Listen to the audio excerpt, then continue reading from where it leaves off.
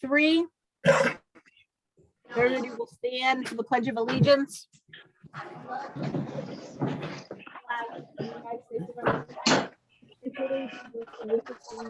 One nation. But we to the flag. For freedom and justice for all. Liberty and justice for all.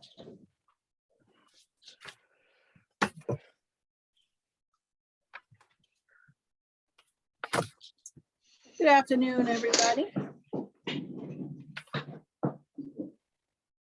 Rory, is there any public comment? Did we receive any public comment, or is there any public comment? I received none. I'll ask again, is there any public comment? Is anybody on here for public comment? With that, I will say no. Can I have a motion to approve the minutes from the January 4th, 2022 special meeting? Moved. Motion by Bob, second by Trish. Discussion? All in favor? Aye. Chair votes aye, motion carries 7-0. Thank you. Discussion and take possible action regarding the updated Covanta agreement. In your packet, Rory sent you over the Covanta agreement along with the briefing. Mark Bobman is here from Covanta, and he's going to give it the discussion. What we're going to do is we're going to listen to what he has to say. We'll give some time to digest that, read over the agreement, read over the briefing, ask any questions we may have, come back at our next meeting and make a motion on it. Okay. With that, Bob, the floor is Mark, the floor is all yours.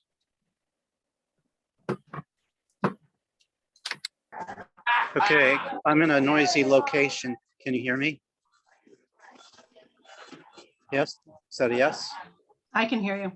Okay, all right.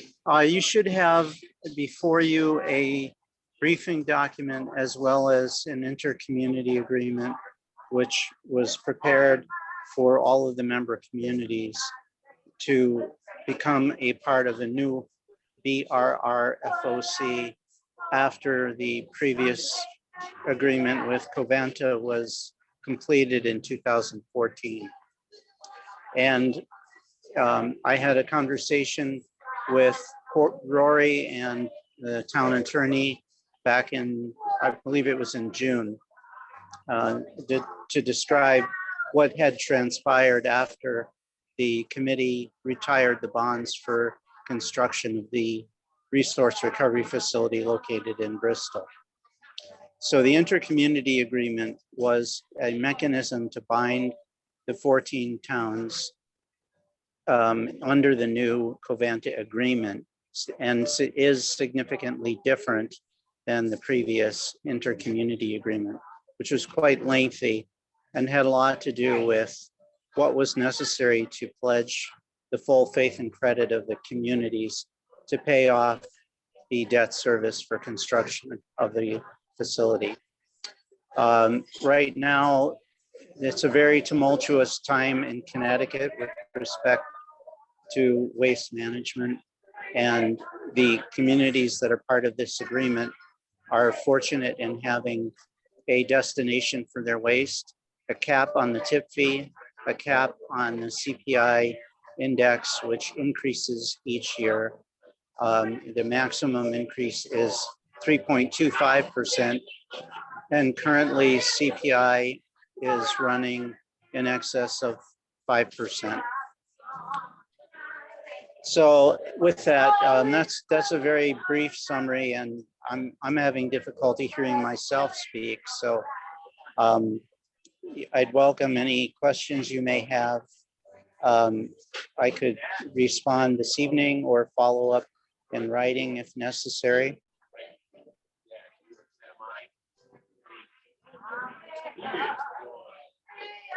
Does any member have any questions, or you just want to digest what Mark had stated and read over the agreement and the briefings?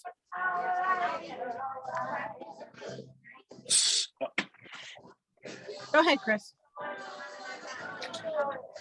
I guess I have some I guess just some general questions. Covanta does waste management. How does this, forgive me if this is a dumb question, but how does this, we already use Oak Ridge for, Oak Ridge is the trash hauler, okay, right? Covanta is our trash to energy facility. okay, where the Waste goes. okay. Yeah, I think I just need to digest this personally. problem. I just, if there's any questions, can I reach out to you, Mr. Bobbin? Or should I go through Rory on that? What we'll do is we'll- Absolutely. I'm just having a lot of difficulty hearing. Yeah. I got, yeah. yeah, Yes, I'm receiving a lot of background. Yeah, it's not a good locale. I'm on the road, and this was the closest place I could find indoors, but it is incredibly noisy here, obviously. Welcome to the Zoom era. So Mark, we'll just take it, we'll review it. If we have any questions, what we'll have Rory do is we'll have him submit them to you for some answers, and we'll discuss this at our next Board of Selectmen meeting, the first Tuesday in February. That sounds fine. I apologize. And again, if you do have any questions, Rory knows how to reach me by phone. We can set up a Zoom meeting or a call at a convenient time. Okay. Great, thank you. Thank you.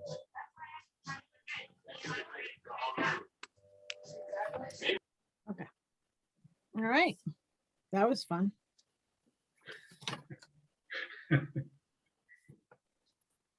Strategic Planning Committee presentation done by no other than our wonderful friend Kathy Verlick. Hello, Kathy. Hey guys, it's great to see you. It's been a year, believe it or not, since we've been here to present to you, but we do send Bob to you on a regular basis, so you know that we're thinking about you all the time. I'm going to share my screen. I'm going to share my screen if that's all right, because I'm a nerd. I have a PowerPoint. All right, let me do this. Boom. And boom. Come on. All right. So this is our year-end update from the last year. And I'm going to just give you a little overview of sort of what we're going to do and who we are and what strategic planning is. I'm not going to deep dive into it because I think you guys have heard us talk about it a lot. But just to level set, I'll start by going through the members of our committee. Stefan Bahuniak, who had a conflict tonight, so he couldn't join us. So, but he's here with us in spirit. He is. He is. Rory, who we all know and love, needs no introduction. Rory's going to be taking us through some of the activities that have happened in town hall related to strategic planning. We're keeping Bob quiet tonight because we have to, but he's part of our committee and a very valuable part of our committee. So I will just say that, but don't tell him I told you that. All right, I won't. And then there's me. I'm the chair, and I'll be taking you through a little bit of background of what strategic planning is and why it's important. And then I'll come back to you at the end and wrap up with sort of what we're planning to do this year and what we're going to be asking of you. So you have time to escape. So strategic planning is important for a lot of reasons, but mainly because it encourages you to think proactively, not reactively. So when you start to think about how things are going to behave and happen in the future, you're not as surprised when those things come down the pike that might disrupt your budget, might disrupt your planning, just might disrupt the way you conduct your day-to-day business. It helps you really deep dive into your processes. So when you use a strategic planning mindset, and you'll hear us oftentimes interchange the words strategic planning and agile. Now, just to sort of sidetrack, agile is the name for the method that is very commonly used. It was developed for the software development industry, but it's a method in which you pace tasks and tackle them. You break them down into small chunks and you just sort of march through them. By doing that, you understand those processes on a deeper level, but you can also identify roadblocks, things that are going to slow you down, and address them before they become big issues. And when you do that, it gives you visibility, it gives you tracking, it lets you see everything that's on everybody's plates, how they're progressing through their tasks, and sort of how they're doing. And like I said, if something is coming up or if a need changes, if a direction needs to change, it makes you more nimble and it's easier to do just that. It helps you with long-term planning because you're sort of seeing what's been building up to today and then think about what's going to be happening tomorrow. By creating that sort of library or record or whatever you call it of things that you've tried, things that have worked, and even things that have failed. So you, over time, create and build that institutional sort of knowledge base. You learn stuff. So, but you do it in a formal way. And I think equally as importantly to anything else, it helps you support and understand when somebody comes to you and asks for money. They have the tools and the data to say, you know what? We thought A, we learned B, now we have C. So that's the quick and dirty sort of overview of what strategic planning is, how it applies to the way we operate this business of a municipality that we know as the town of Seymour. So we've been doing a lot of stuff this year. We've been, as if you recall, because I'm sure you've been thinking about it every day for the last year. When I was here before you last year, we were talking about transitioning into an implementation phase. And what that means is we're taking the sort of theoretical approach of strategic planning, and now we're putting it into action. And we're implementing it on an institutional level with the objective ultimately of it functioning on its own. So Rory, as you can imagine, has been on the, boots on the ground to help us really bring our implementation strategy to life. So I'm going to let him take you through sort of what he's been doing down there. Great, thanks, Kathy. You're welcome, Rory.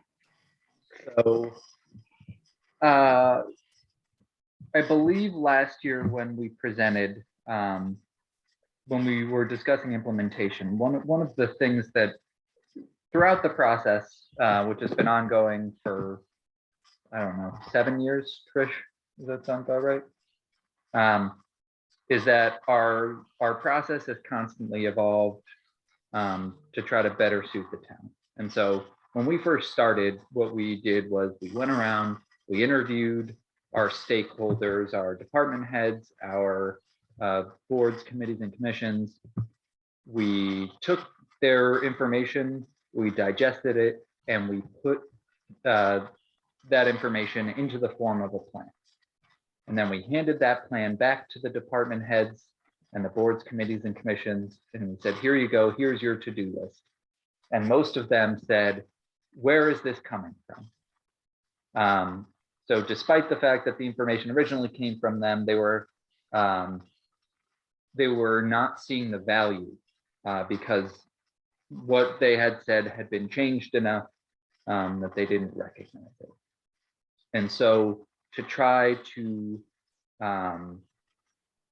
make things to make the value clear to the staff, we decided to move to a staff-driven process as opposed to a process driven by the committee.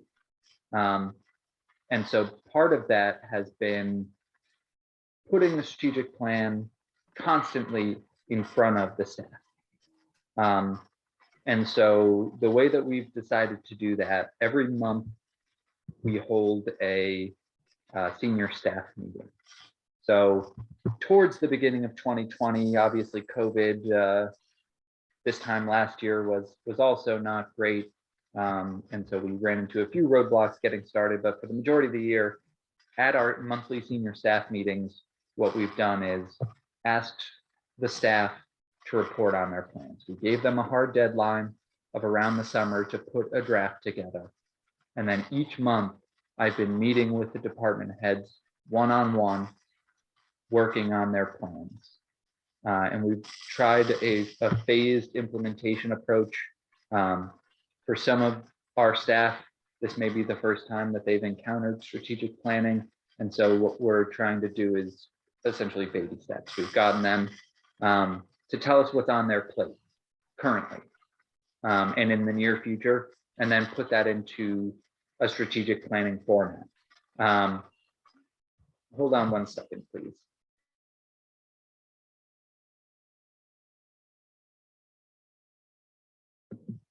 Sorry, can you hear me? Yes. Okay. And then beyond that, what we're asking them to do is look at the upcoming year, and then we'll look at a 5-year period and a 10-year period. But that's the approach that we're taking. We think that it'll be, rather than having it seem to be an imposition coming from outside, having the staff drive the process themselves, there's no question as to the value because it's things they're already doing. And it's things that they're already talking about during the senior staff meetings, but we're putting it in a format, one that is uniform, so that every department is on the same stance. And then additionally,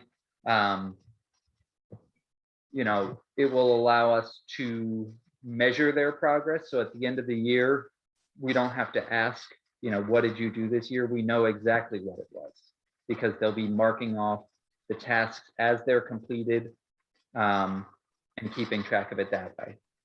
And so I think this was a key year into turning what was a great idea into a plan that adds significant value to the town. Next slide, please, Kath.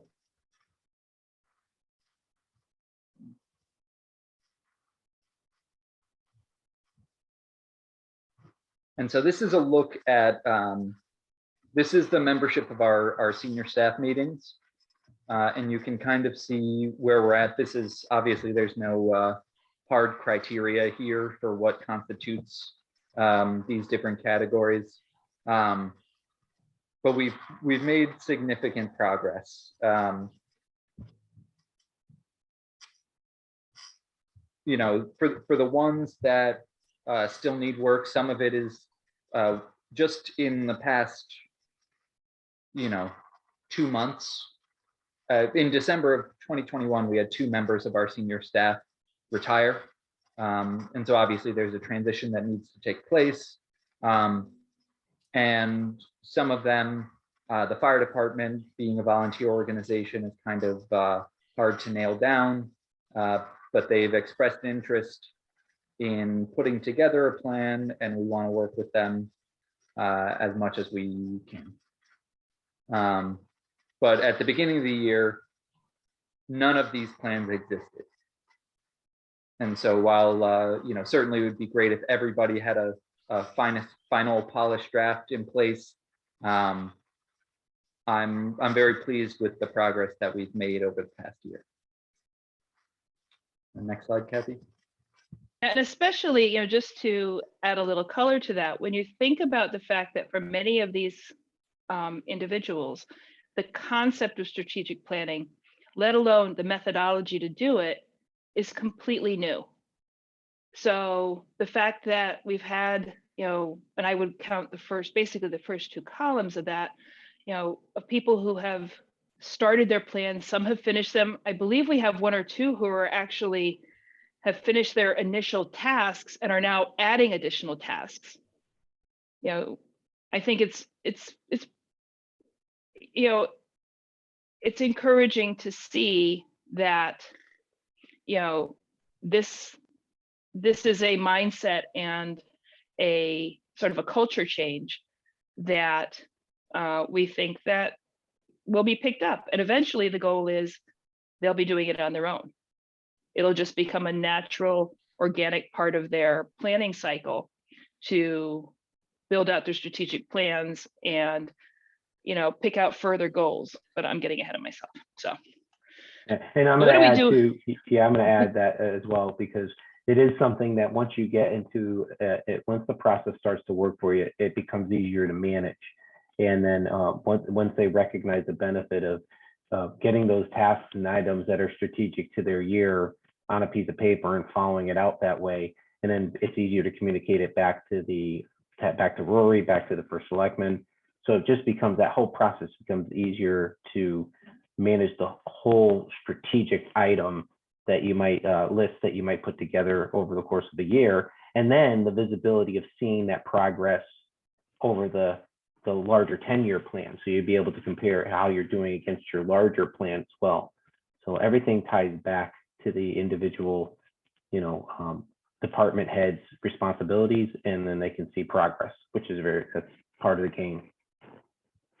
100%. So, as we enter into 22, we're starting to think about, well, what do we do to keep this ball rolling? And really the most important thing we can do is to continue to evangelize the concept, and to just continue to shore up education, continue to, be there as a support. On that senior management level, continue to keep the creation and management and care and feeding of a strategic plan top of mind. Bob and Stefan and I, in our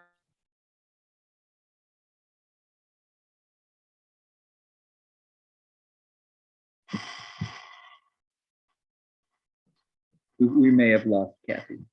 Yeah, I was gonna say, did she drop off or? I think She's frozen, but I imagine she probably will. Well, I don't have the slide deck handy, but I vaguely recall some of the other points that we wanted to touch on. At the end of December, the Strategic Planning Committee went to the Board of Finance to present.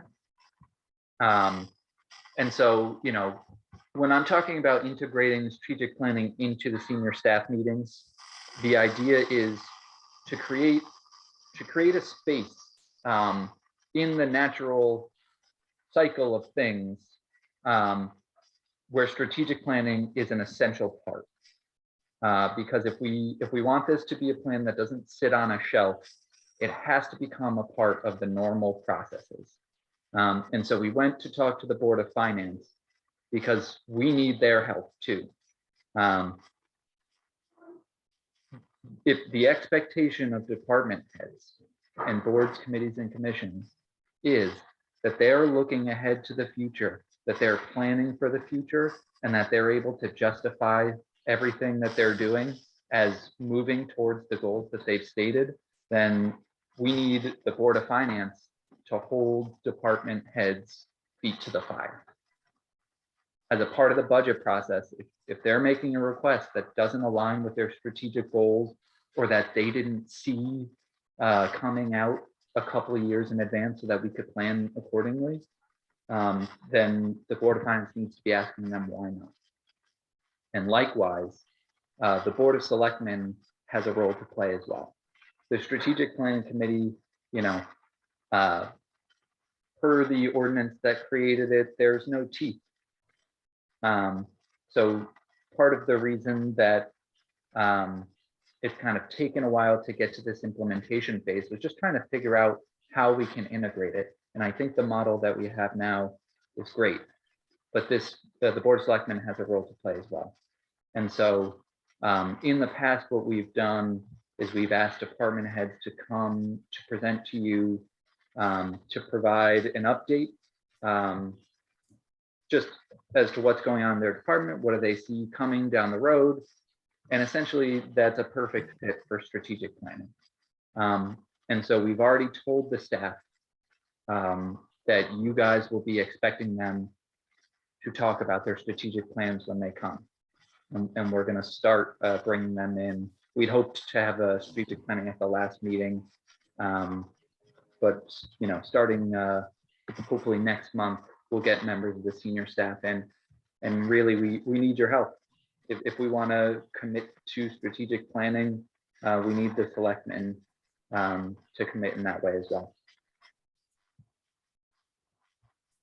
Rory, what's going to be important is when you establish those meetings that the strategic plan is a part of the pack that you give us. It's in there, yeah, so that we can read it before they show up, so we can, that it'll help us to address the questions and things like that.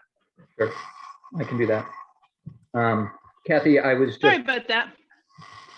Kathy, I had I didn't know what the next slide was, so I jumped ahead to what we are asking the Board of Selectmen to do in terms of what we asked the Board of Finance to do.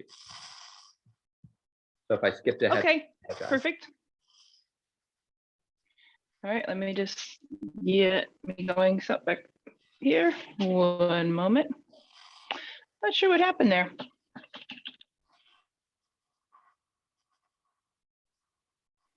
The joys of technology. Yeah, so Rory, did you take them through a little bit about what we're going to be doing on the town hall level, or just go straight to the final culminating slides? I think I touched on most of that. Okay.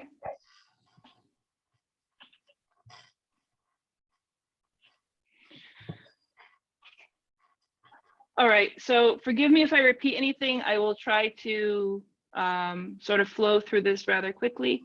Our intent in this year is to continue to transition our committee to an advisory role by continuing to sort of build that that cultural workflow where the senior management knows what to do and how to grow and manage their strategic plans, and to continue with them year over year. We will continue to support what we refer to as sort of C-suite, and that's you guys.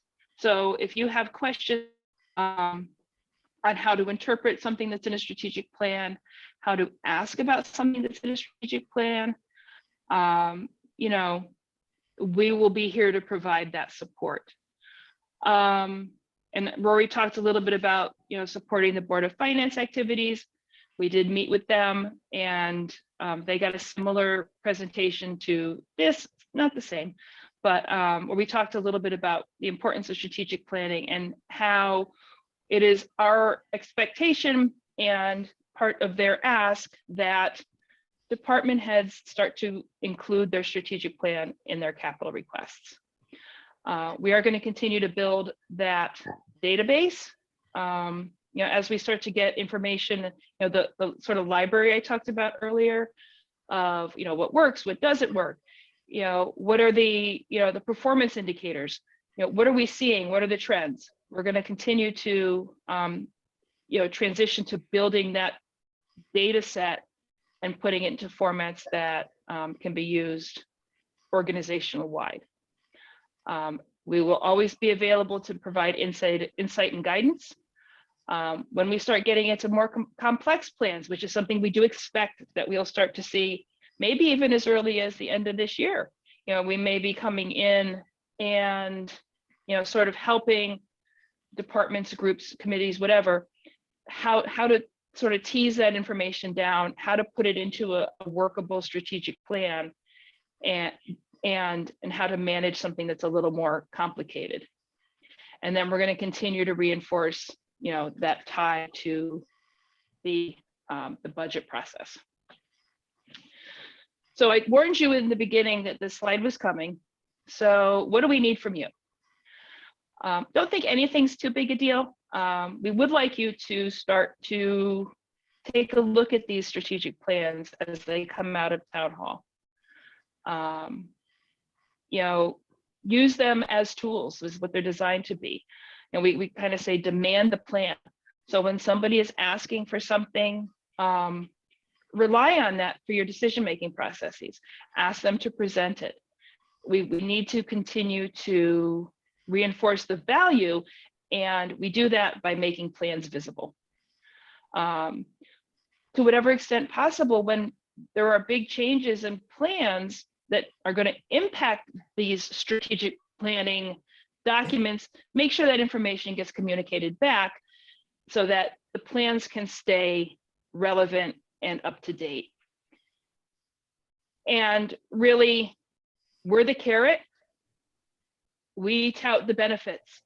We show you how strategic planning makes your life easier, how it can shorten your meeting times. I mean, I work for a company that produces software. We have developers in different countries.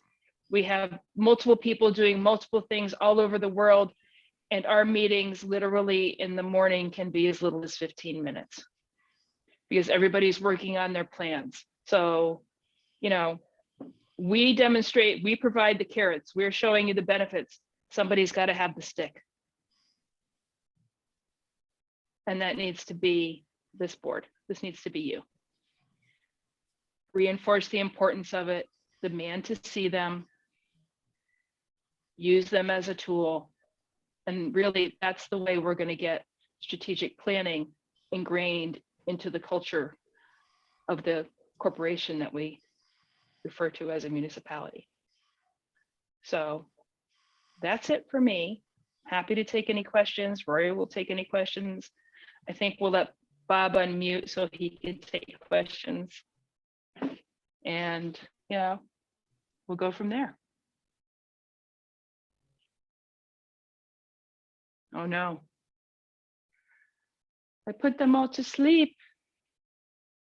Thank you. Thank you so much, Kathy. That was a great presentation. We always look forward to your presentations. They're always. If I may ask a question.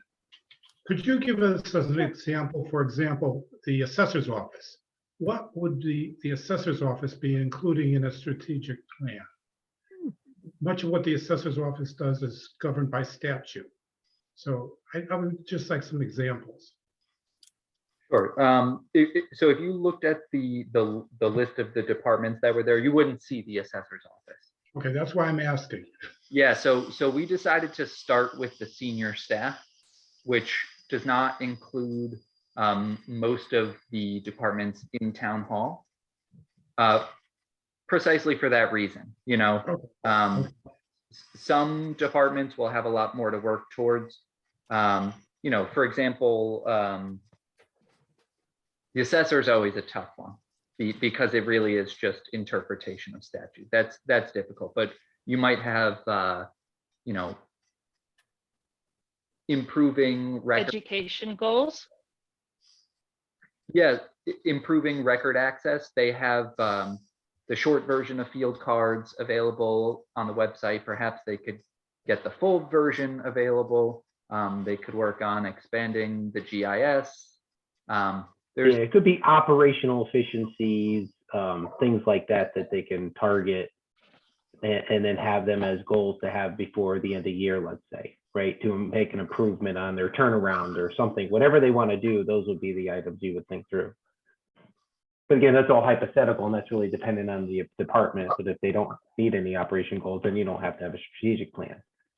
But yeah, and one thing I'll say is, you know, strategic planning in Seymour didn't start when the committee was formed. You know, there have always been people making strategic decisions. So for example, at some point, I don't know if it was when Kurt came in, the town setting aside money for reval on an annual basis rather than paying for it in one lump sum.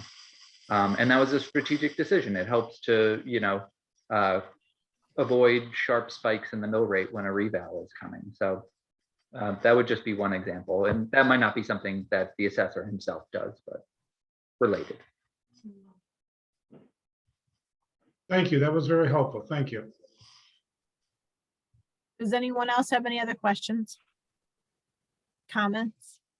I'm just going to make the comment that I'm pleased and think you guys have done a tremendous amount of work this year. Honestly, I know it doesn't appear to be a lot, and that's why you're saying there really is a lot of education that has to take place. When we started the strategic plan in Seymour, it took months with the initial committee just to, not that people don't understand the term strategic plan, it's more of understanding how you get from point A to point B to point C to your end goal of having a complete plan that is flexible and movable as things change and you get them updated. So the amount of work that I see that you've completed when you shared that slide, I think is incredible, because the education process with the department heads and departments is going to take some time. And anyone who was on the committee early on, Kathy, Rory, I know you'll agree that it can also take a pretty good amount of time for people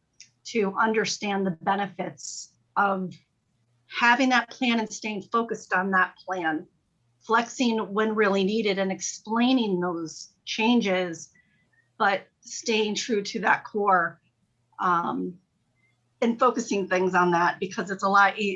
People are so used to doing things on a whim and just as a need base. So you do have a lot of work ahead of you, a lot of continued education and a little bit of hand holding, right?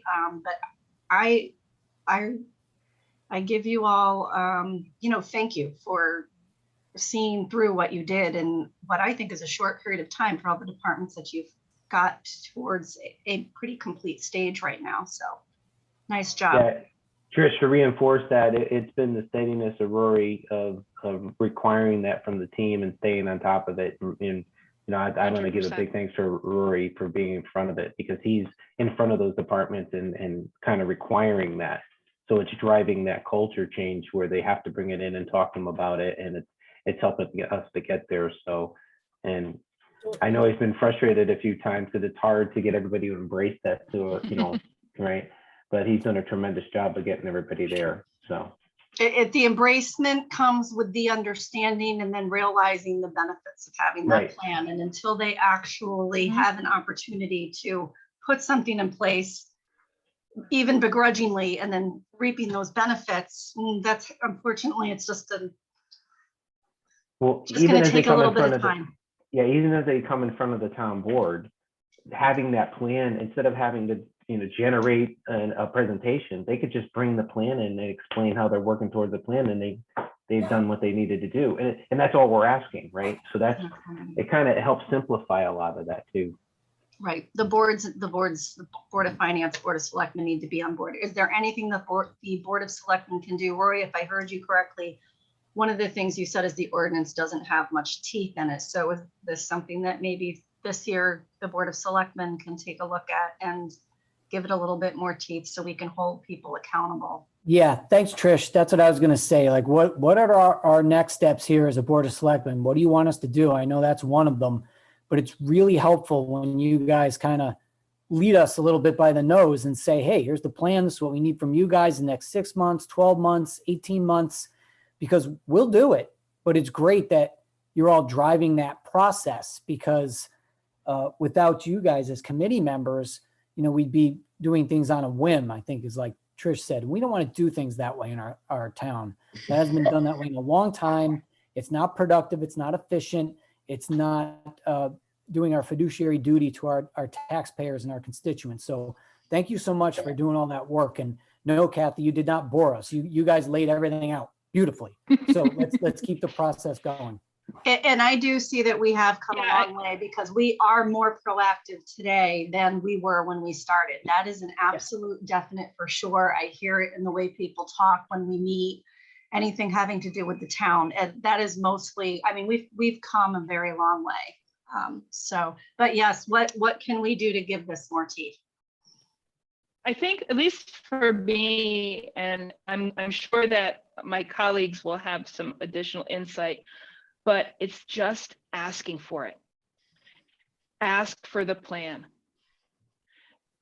You need to create that habit that if everybody knows that when they're going to come in front of you, they're going to come in front of the Board of Finance, they're going to ask for money, they're going to ask for anything, they need to have that plan. Because, and once they start seeing the successes and they come in and they go, wow, literally all I had to do was show them my plan, show them where everything is going and how it's going to work. And it wasn't as painful a process. It's more efficient for you, it's more efficient for them. And then we'll start to create that culture, because, you know, somebody will go to somebody else and say, yeah, you know what, I brought my plan, I just laid it out and boom. It made things a lot easier. You know, that's a tangible, demonstrable value to the plan itself. Yeah, in So the ordinance, I could take a look, but I think part of the reason it has no teeth is that it can't. The charter is set up in such a way that everybody reports to you guys. So I agree with what Kathy said. I think that is the way that you guys can, because what we're talking about right now is culture change, right? And so you guys lead the town, and so just setting the expectation, I think, is very valuable.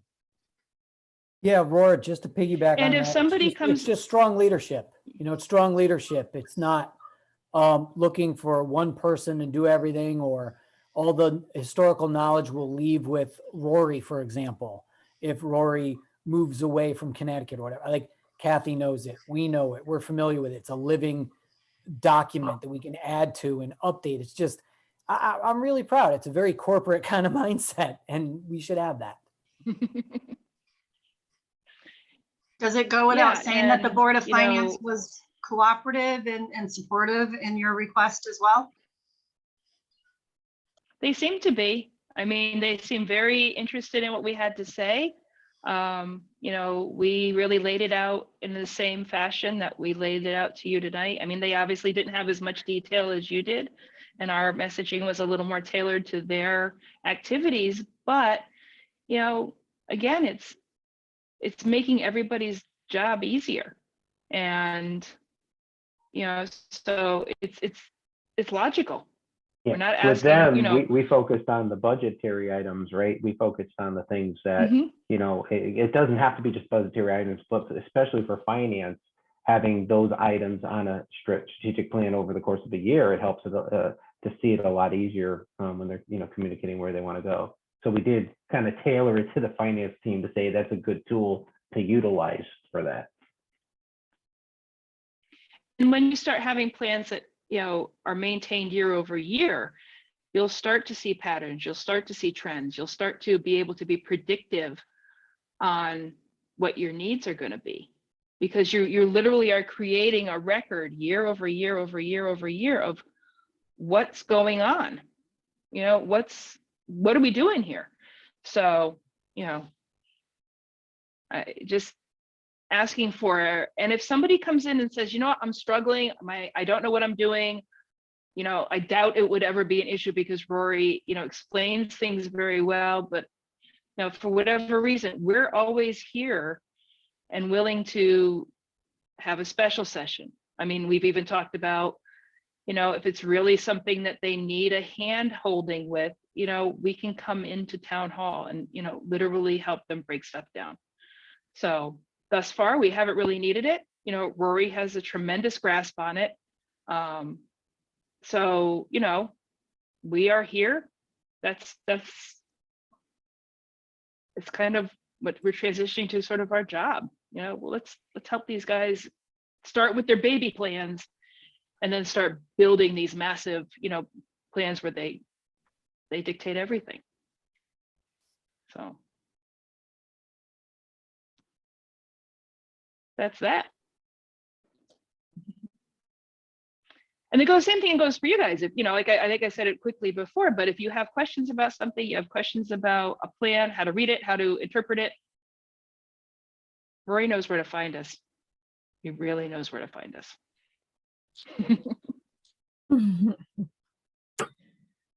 Thank you, Kathy, so much. And thank you to the Strategic Planning Committee for all the hard work you guys do. It is truly appreciated and we value you guys. You are welcome.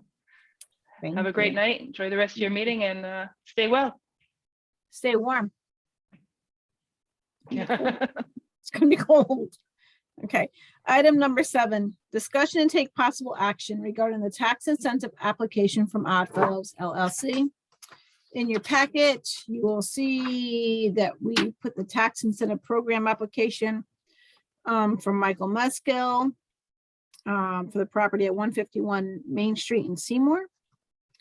It's a rehabilitation project, and they stated that the estimated value stated their estimated value and the project site.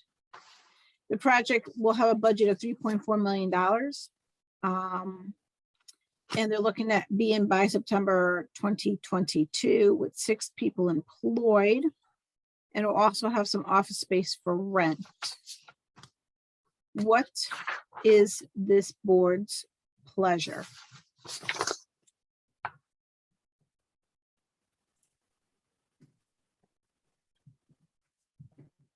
We can Well, I think we accept need to this. I think we need to back up a little bit because I believe there were some questions by Selectman Bowen that Rory was going to look into and report back. So if we could have an overview on the answers to those questions, that'd be great. Sure.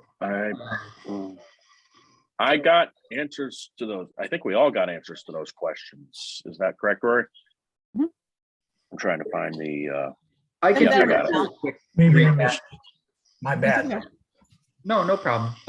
Essentially, the building is old. It was renovated in about 2000.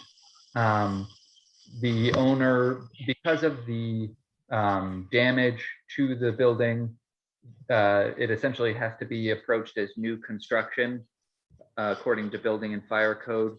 And so what that means is the standards are more stringent. There's no, quote unquote grandfathering of anything. It would all be treated as new construction. So the resulting facility will be very safe. The staffing levels is a little more complicated. They're limited by space. They're going to keep it as the way it was with 2 retail facilities on the ground floor, office space on the second floor, and Greenwich Workshop operating out of the top floor. The staffing will depend on the retailers that go back into the facility. They previously had an insurance company and an engineering firm. And so that is dependent on the retailers. And then a lot of the project is restorative. We had talked about the difference between new investment versus restoration. The assessor cannot say what the new facility will be valued at. However, because of the type of upgrades that will be going in terms of system upgrades, electrical, HVAC, that kind of thing, he anticipates that the assessment will be higher. But there are no sort of expansions, big changes. But the owner did mention after the fire, he had considered just kind of collecting the insurance money and walking away. So he decided instead to restore the facility and to try, bring some more business to downtown Seymour. I think that was most of the questions.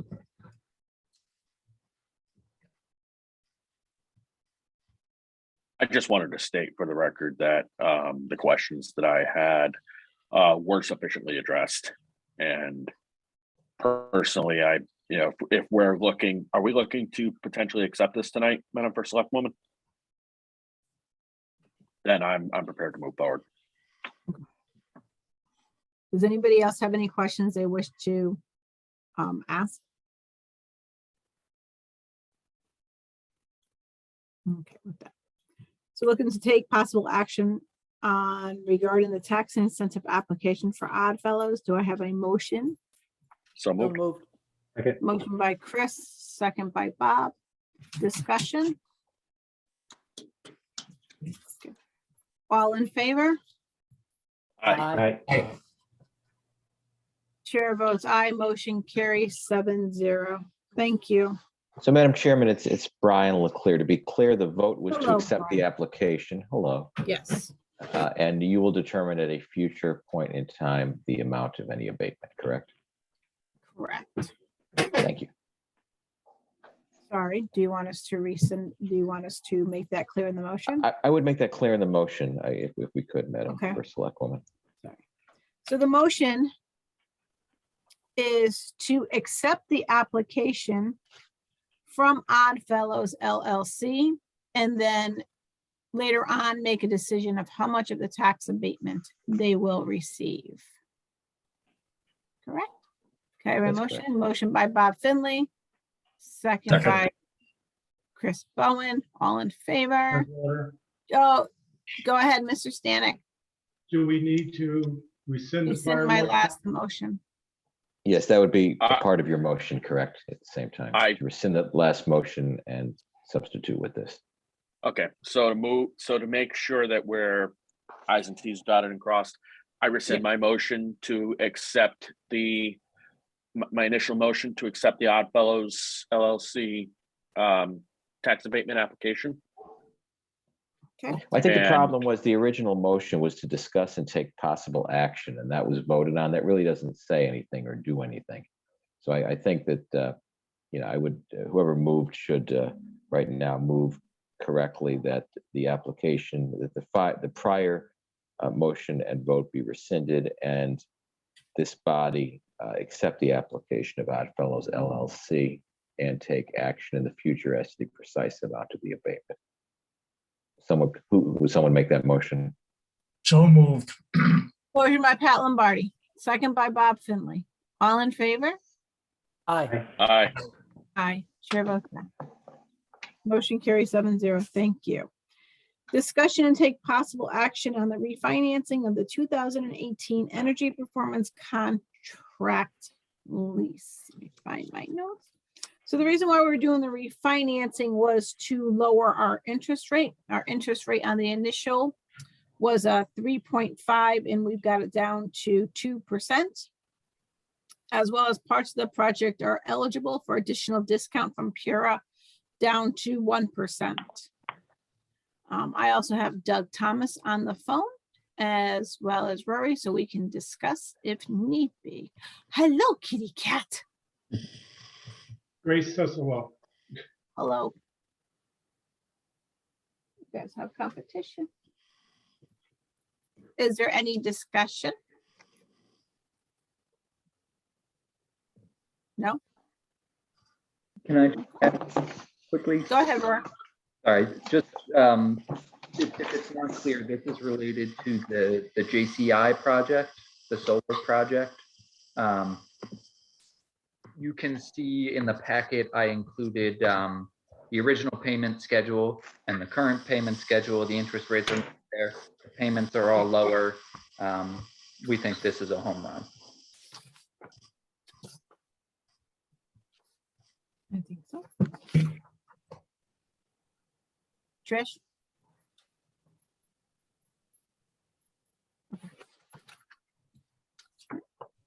I'll make a motion to approve the refinancing of the energy performance contract lease.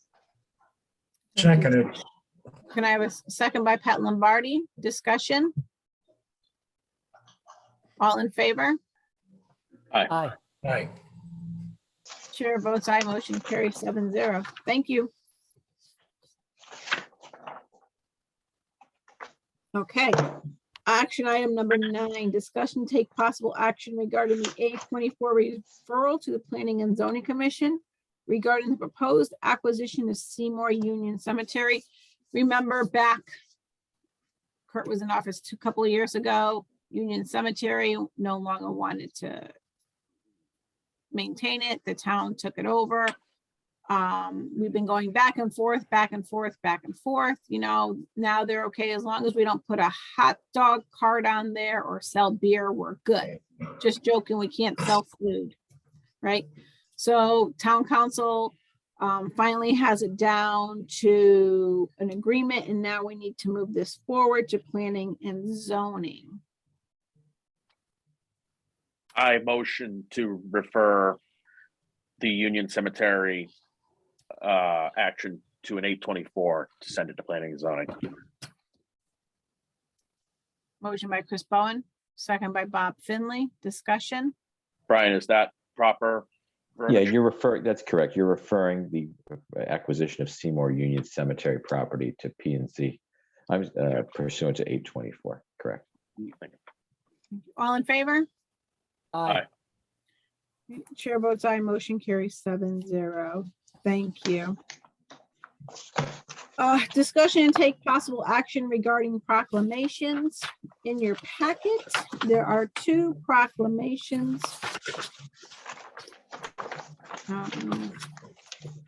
The first proclamation is Religious Freedom Day. Al, do you want to read that? No, I'm good. I got a little issue with my computer. One sec. If you want me to do it, let me. See. Oh, goodness. Okay, so I will read the What proclamation. page is it?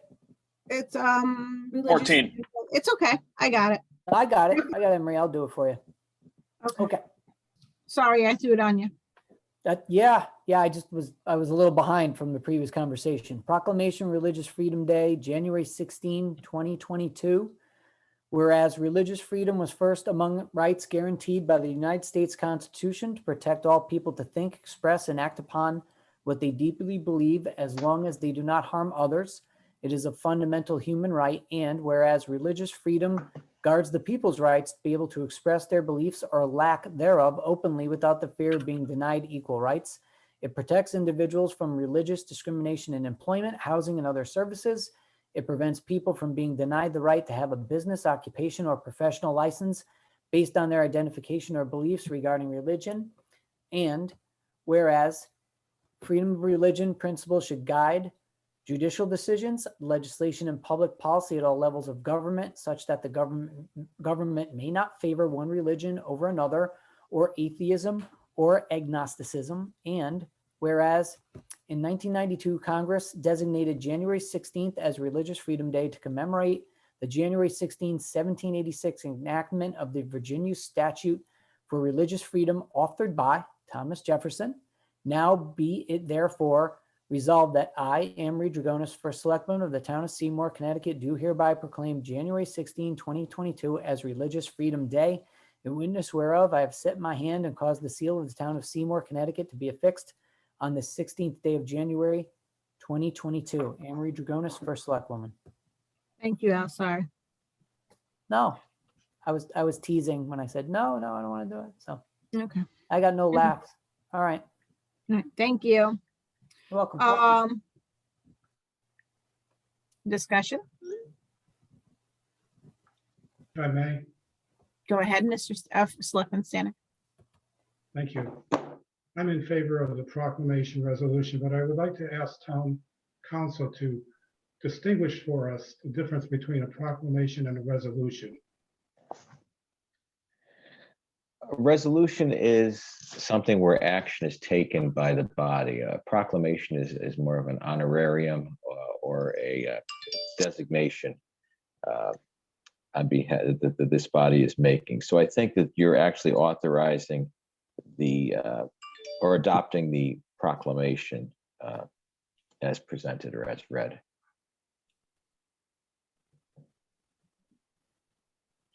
Okay, thank you.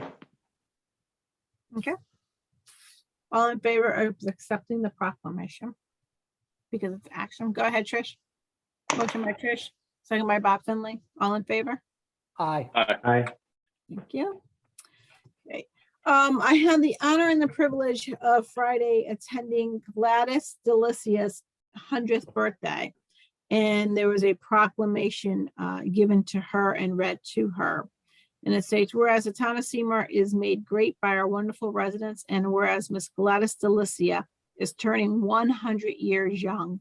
And whereas we are so thankful that Gladys has chosen to make Seymour her home, and whereas whether lying on a beach in Bermuda, watching basketball, or playing cards, Miss Delicia always had a smile on her face. And whereas she is a proud mother of Carol, grandmother to Kurt, and great-grandmother to Gavin and Layla, therefore be resolved that I, First Selectwoman Anne Marie Dragonis, join the entire town of Seymour in celebrating Miss Gladys Delicia's 100th birthday and wish her the greatest joy and peace.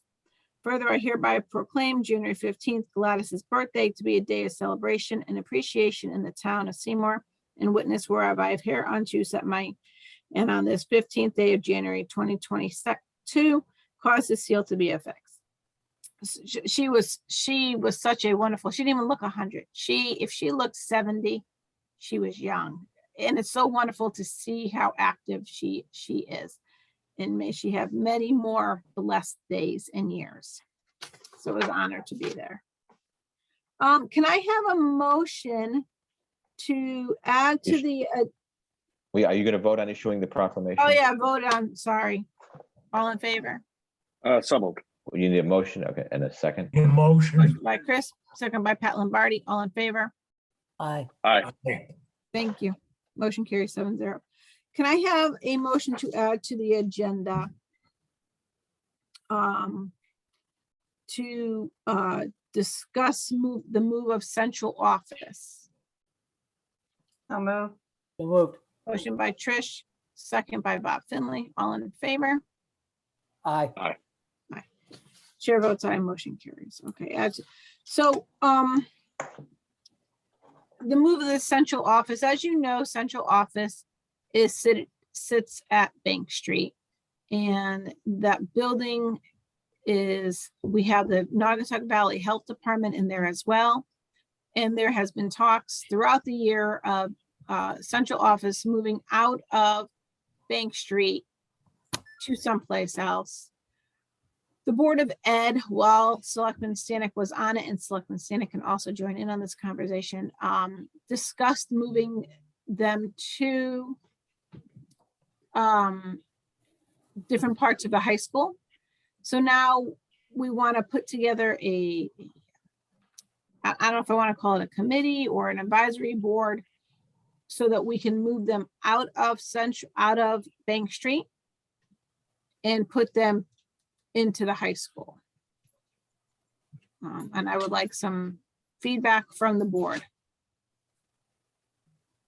Hey, Marie, oh, go ahead, Fred, you go first. If I may, thank you, Madam First Selectwoman. There's been discussion about moving the central office of the Board of Education out of its present location for the last decade. Previously, there was resistance from a prior superintendent and the majority of a prior sitting Board of Education. I think that resistance is gone with the present superintendent and the present Board of Education. But in any event, as I understand it, Town Hall, the prior First Selectman, present First Selectwoman, would like to see the offices moved so that the building could be made available for sale or other use. As a former member of the Board of Education for 32 years, I have for many years advocated the movement of the central office because of the lack of handicapped access. There is no handicapped access to that office. It's just disgraceful, in my opinion, that our Board of Education in 2022 is housed, as far as its central office administration, in a lack of handicapped accessibility building. The building has other issues also. There's been a great deal of discussion. There have been tours by the Board of Education members. I know Mr. Bowen went to the high school to move the offices to the high school. Several locations were considered. I think the consensus is gelling on a location in the north end of the 1969 classroom wing. To me, that's my opinion, that's the most logical place, utilizing several of the classrooms. Some people thought that the high school could not afford to lose those classrooms. Those classrooms are underutilized at the high school. The high school is now much larger than it was in 1977 when it housed 1,250 students. We now house just over 600 students, And I understand that educational programming has changed drastically since the 70s and the 80s, but still, some classes, 2, 3 students are in the classroom. So there can be consolidation. And I think this is a good idea, and that it's going to benefit a strategic plan for the town in moving out of the present building. Thank you, Selectman Stanek. Thank you. Who else wanted to talk about that? I did. Al, Yeah, so thanks, Fred, for the history of this change. I think it's long overdue. Too. It's time to move them. Now, I understand that they want to move into the high school, so I just want to ask Anne Marie before I make any other comments. So we're going to discuss a possible approval of that tonight, or we just what are we doing? What's the intent before I open my mouth and that's fine.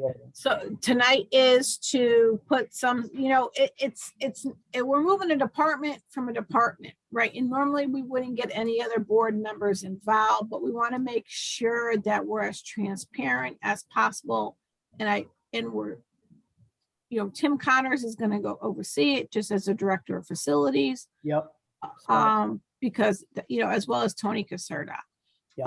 I would like to have 2 Board of Selectmen members, or at least, Fred Stanek, as he was a Board of Ed member, he's a Board of Selectmen member,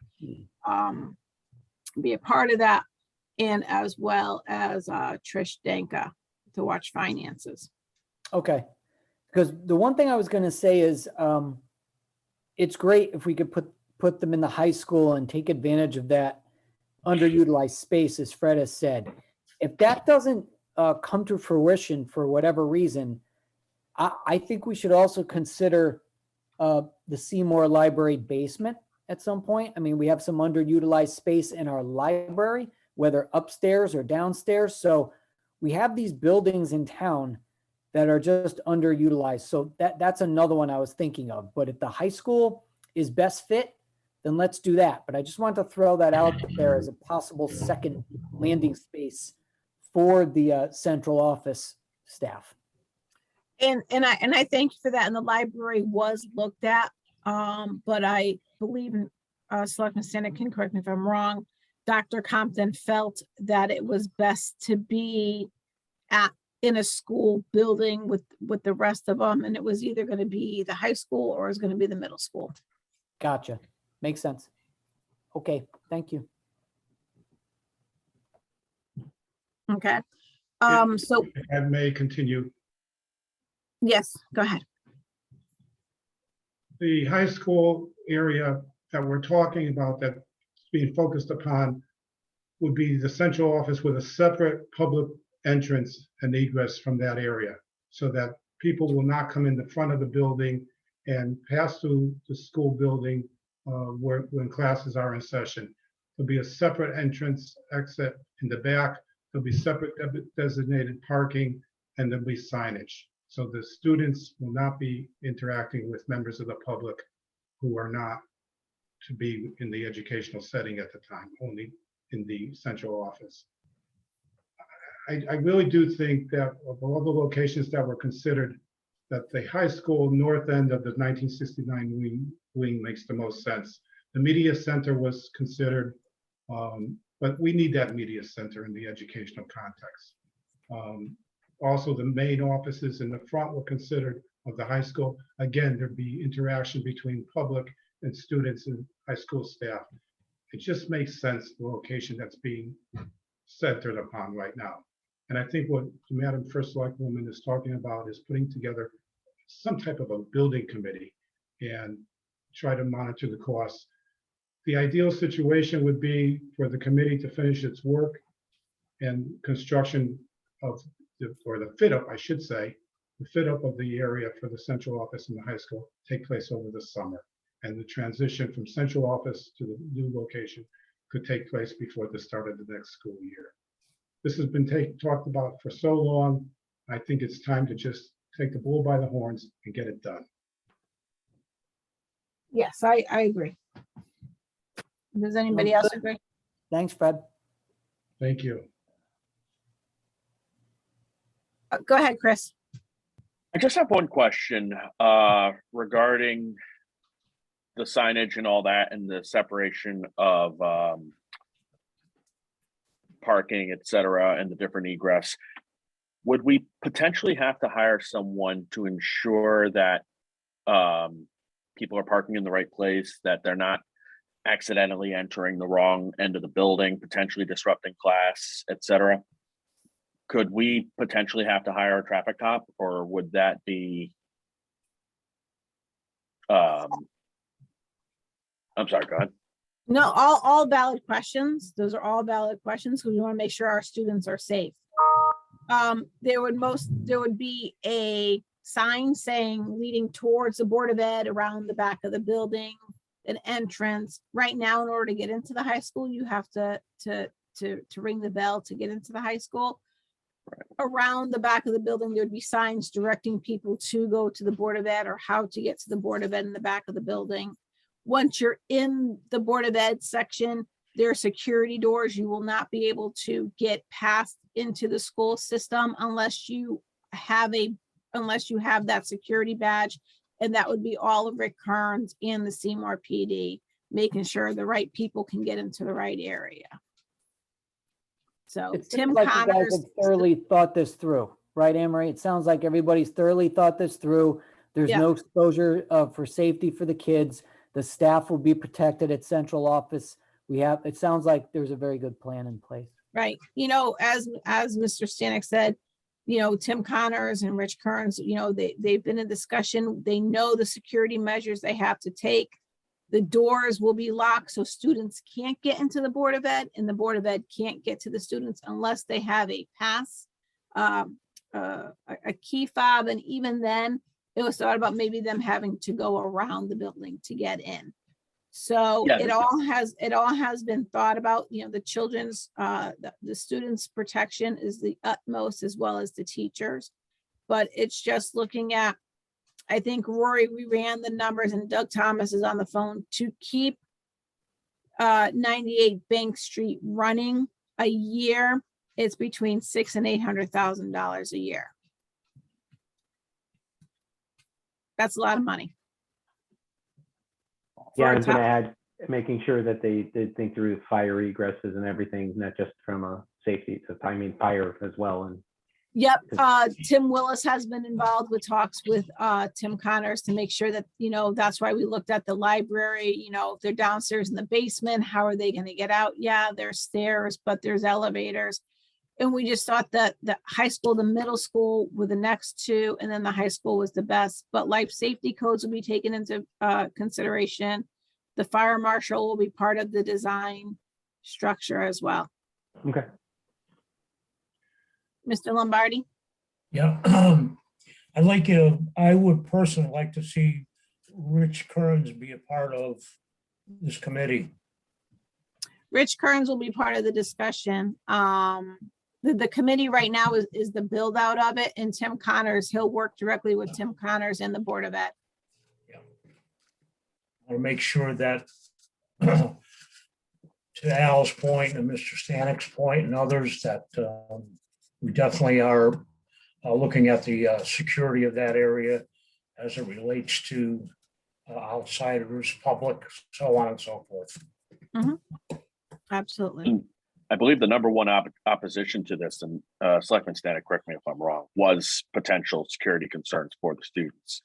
So as long as those are addressed, then I agree we need to move forward. And my concern is that, you know, Rich has got the background, and it's another set of eyes to look at something that may possibly be overlooked. Right, what this committee is gonna do is make sure that you know, Tim will probably be getting to the build out. The committee will come up with the ideas. There'll be a dollar amount set between this committee and well as Tim Connors, Tony Caserta. They will make sure that the money is spent and things are staying on track and not getting held up because people don't want to move or people want different things. Then the chief of police, Tim Willis, security, they'll all work together to make sure the proper security measures are put into place. Very good. once again, if I may, yes, there's been a great deal of discussion among the participants who toured the building last fall to make sure that security is addressed, code issues are addressed, and to just make sure that the new quarters will be functionally compatible for the Board of Education. Okay. Okay, so I have a motion, can I have a motion to put the design committee together, or the So school? moved. So moved. Motion by Pat, second by Bob Finley, all in favor? Aye. Aye. Chair votes aye, motion carries 7-0. Thank you. Can I have a motion to add to the agenda, the Eversource Supply ISO New England? I'd like to discuss it, but I want to put it on the agenda. So moved. Motion by Second. Chris Bowen, second by Trish, all in favor? Aye. Chair votes aye. Okay, Madam So- First Selectman, I'm just gonna step away for 2 minutes. no problem. So as you know, I put out a statement last week regarding an email notification that we received from Eversource that came directly from ISO New England. ISO New England is one of the largest electric supplier to all of the electric companies in New England. And there are federal regulations put on natural gas and fossil fuel. And ISO New England sent out letters to not only Eversource, but to other electric suppliers stating that in the cold weather, there may be blackouts or brownouts in severe cold weather. Not the 32, the 25 degrees that we are used to in New England. After all, this is New England, but we're talking about long periods of time of below -degree weather. I was in Vermont this weekend where it was -43. Okay, that's cold. So that is what that is cold. That is what they're talking about. You know, I saw a lot of chatter going on. And what we have to do as a board and what I have to do as the first selectman is as soon as I get the information, I need to put that information out there. I know Mr. Stanek was speaking to, I'm going to say his name wrong. If I may, Jack Go ahead. Bukowski, Yes, Borough Commissioner Jack Bukowski. Pure Commissioner Jack Bukowski. And he even said that these regulations are coming down from the federal government. And unfortunately, anybody and everybody that understands regulations, the state regulations have to either meet or be more stringent than a federal regulation. So the federal regulation is saying that you, ISO New England, can only use 300,000 gallons of natural fuel. That's all you could use. And that's all your permit says. And then we're going to cut you off. We can't say it differently. But I wanted to bring it to this board and have some discussion with this board so that we can get the news out there to our residents to make them understand it's as much as we love to blame Eversource for this, and they can be blamed for a lot. This is not on them. This is ISO New England. So I just wanted to have some discussion on that. Hello. Well, I appreciate the explanation, Anne Marie, because there's a lot of rumors swirling around, and you and I talked about that. So I'm glad that we set all this straight, that this would not be on Eversource. This is a federal program, and that's just the way it is, unfortunately. But we do need that kind of severe weather to happen first, which, although it's cold in Connecticut, we're not in the mountains of Vermont. So there you go. That's true. Knock on wood. Famous last words. We'll get, a freeze, but knock on wood. Right. We don't. If I may, Absolutely. as Anne Marie mentioned, I did speak with Vice Chairman Jack Bukowski, who is the Vice Chairman of the PERA Commission. And he indicated, as Anne Marie indicated, that this is a cautionary bulletin that Eversource issued from information from ISO New England. It is not Eversource problem, other than that Eversource does the conduit of the electricity to us. but it's something that could happen. Commissioner Bekowski said it's unlikely unless we have a very prolonged period of cold weather. And he was optimistic that this is just keeping us all prepared. And there's nothing wrong with being prepared. Okay. As good Boy Scouts and Girl Scouts do. Right, Brian? Yeah, see? I mean, if I may, some Go of ahead, this is also stated too, that I think some of it is I don't want to say that there's a little bit of fear tactic in it so that people speak up. You know, there's a lot of transitions in the energy industry right now, trying to get people off the fossil fuels. And, you know, this type of threat is also, you know, they got to realize it's not something that's going to happen overnight. So they also want to make sure that, you know, I think they're utilizing that maybe as a tool as well, so that you communicate out to, you know, people communicate out and say, hey, let's not jump off the cliff here as fast as everybody thinks they need to as well. That's my, you know, my thought process in this as well. You know, I think you can tell how they're positioning and angling it in the energy industry right now. So that might be some of it. Absolutely. Anyone else? But it's just, you know, our jobs to make sure we get that news out there to our residents.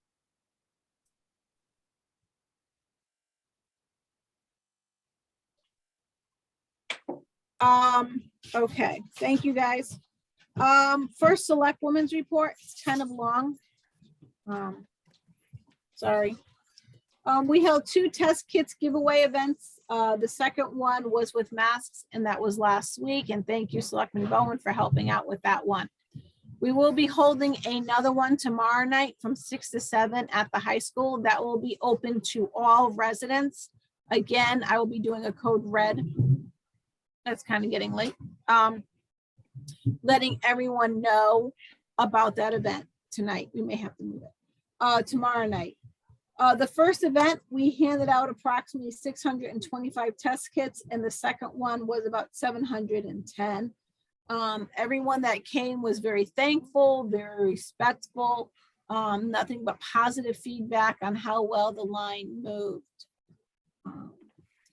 The Omicron virus is hitting everyone pretty hard. With that stated, we have moved the town committees and board meetings to Zoom. The only meetings that are held in person currently are the Board of Ed meetings.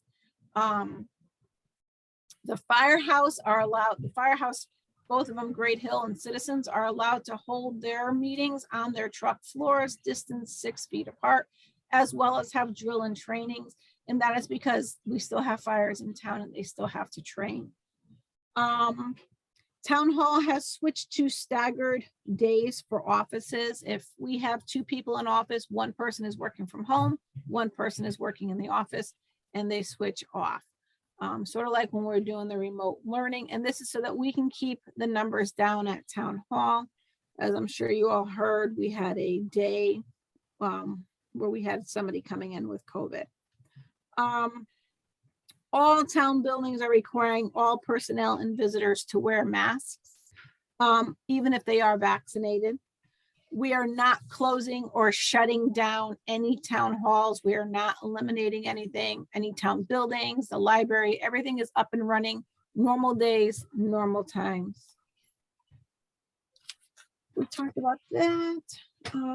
There is a parking ban in effect. Parking is allowed on the odd side of the street because winter came in an odd year. If people or residents are having issues with people parking on the even side, that is a police matter. My office does not handle that.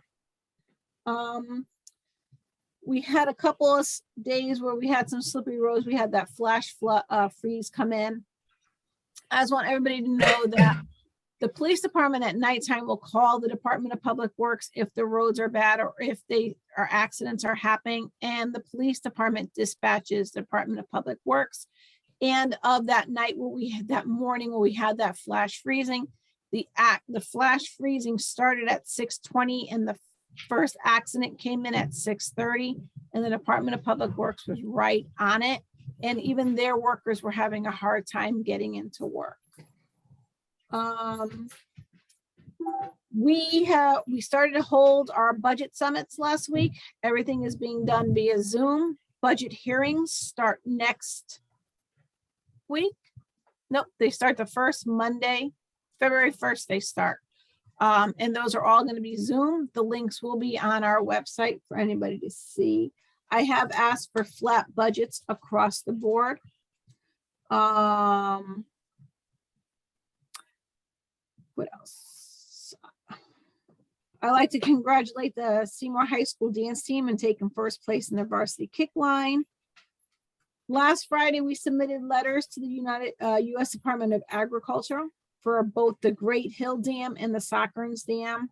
They're offering grant money to see if we can get some grant money to look at how we're going to handle those dams.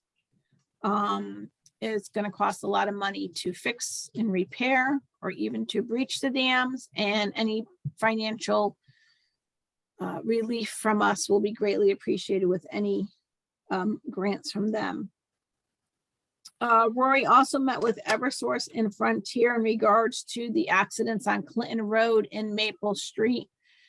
There is a possibility of putting more lighting. I did speak to our state rep to see if we can get some DOT safety grant money for that, to help ease the cost of that. They're looking at between 30 to 40,000 for that lighting in there. And we're hoping by putting lighting in there that will stop a lot of the accidents. Selectman Lombardi can speak to that. There's about an accident a week, if not 2 accidents a week in that one spot. Yeah, it's first of all, the signage is very, very poor coming around that curve by the reservoir leading into Woodbridge. We have had numerous motor vehicle accidents up there.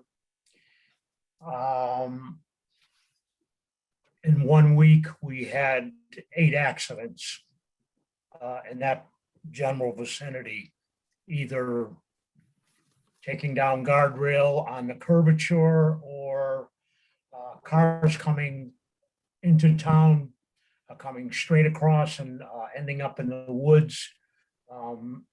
So I'd gone up there possibly about a month ago, 5-6 weeks ago, made some diagrams, took some pictures and submitted them to Rory and asked him if he would work with Anne Marie and our state rep and see if we can get some lighting up there. I know it sounds like a lot of money, $40,000, but we need to do something up there. Signage without any lighting just isn't going to cut it. We need more illumination up there, period. So I thank you, Anne Marie and Rory and Nicole for working on this. And lastly, there's a partnership between NBCOG, Beacon Falls, private developer Tom Haynes, and the town of Seymour. We submitted a $10 million grant to create essentially a new, bigger quarry walk. It's 212 acres that lies between Beacon Falls and Seymour. The opportunity, as I said, was for $10 million, and that's to create a road into the partial and open up for the following over $15 million in private investment. We'll create 100 jobs, upscale resident dwellings, and retail restaurants, venues, and our 2 communities in the entire valley. It is a project that will be a great economic generator, not just for Seymour, but for the valley. So I'm kind of looking forward to that, and hopefully we will get that. That's all I have for my selectmen's report. On to the appointments. Greg Jurick's Conservation Commission, its appointment for 2 years. It ends 1/18/2024. So moved. Trish, second by Pat. Dawn Hunter, Municipal Aid. It's an appointment for 2 years. Take a vote. Oh, that's right. Thank you. All in favor? Aye.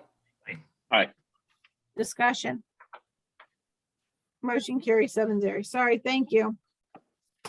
Dawn Hunter, municipal aid appointment, 2 years, 1/18/2024. So move. Motion by Trish, second by Al Bruno. Discussion. All in favor? Aye. Chair votes aye, 7-0. Thank you. We will add the school building committee on the next meeting to those. Okay. Next in your packet is tax refund and abatement. In your packet is a tax refund and abatement. Please check it to make sure there are no issues. Make a motion to approve as presented. Motion by Trish, second by Bob. Discussion. All in favor? Aye. Chair votes aye, 7-0.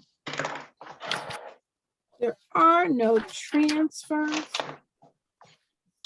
Correspondence, you'll see in your packet that Doug Thomas and the finance director that we from the Government Finance Office Association, they are happy to notify us that the annual comprehensive finance report for the fiscal year ending 2020 qualifies for a GFOA Certificate of Achievement for Excellence in Financial Reporting.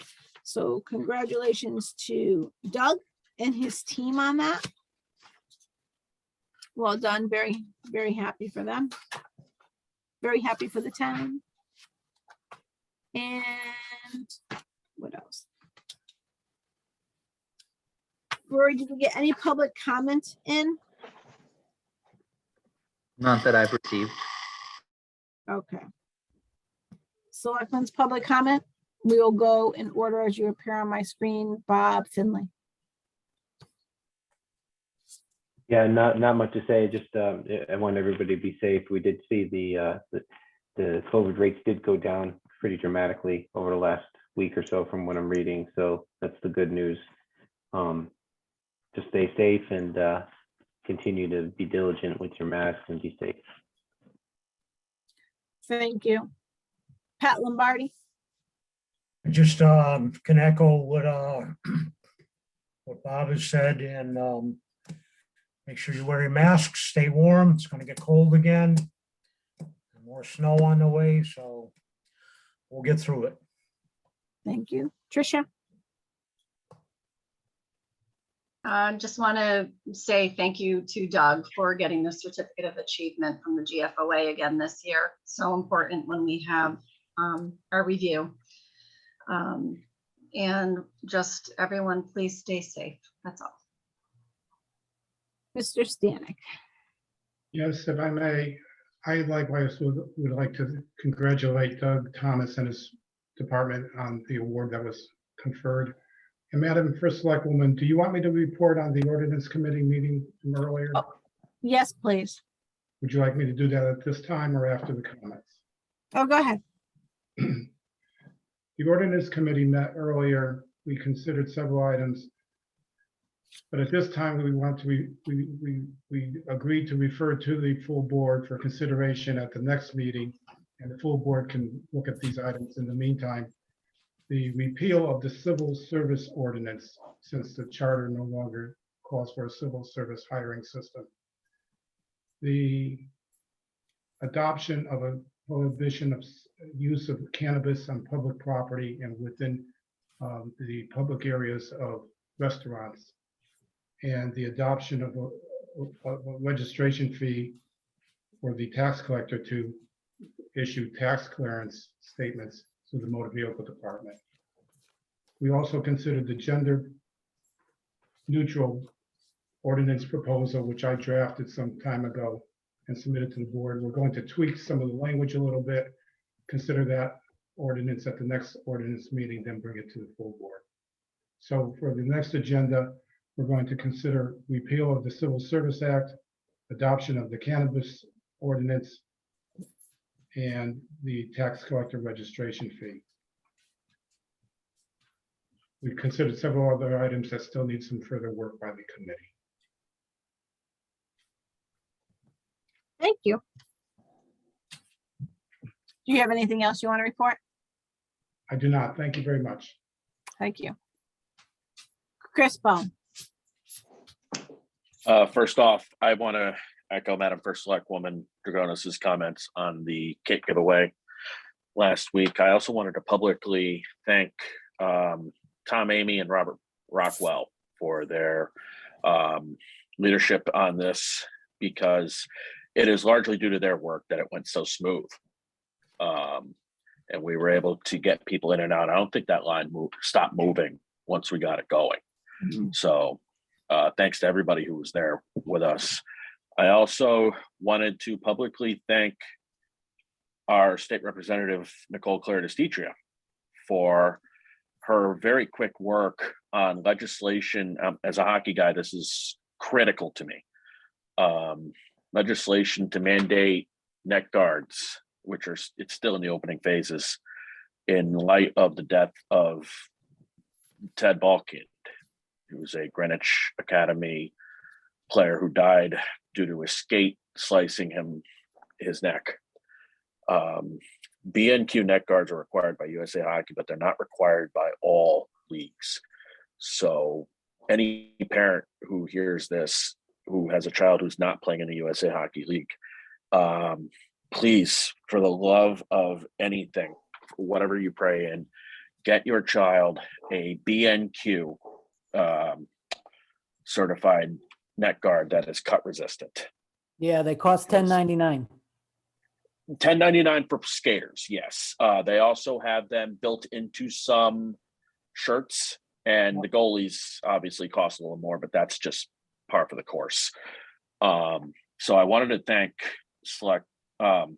Representative Claire Destetria for her very quick work on this. This is critical, and I think it's time to mandate this for all leagues, all rule books, etc. And my sincere condolences to the family of Mr. Balkind and to everybody who was on that game, including the officials. I can't fathom. I can't fathom if I had an injury like that.